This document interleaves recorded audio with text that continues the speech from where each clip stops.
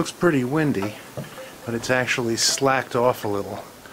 We had one period where we had sustained winds of 22 miles an hour and gusts of 35.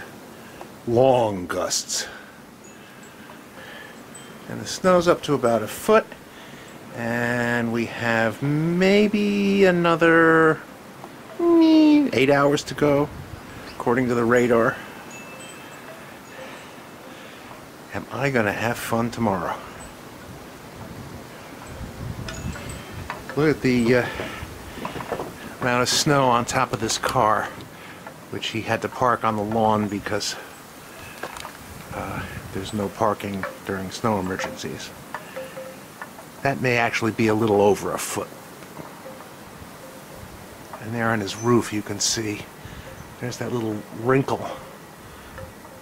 Shadow there in the middle. You could sort of judge it from the gutter up to there. I think it's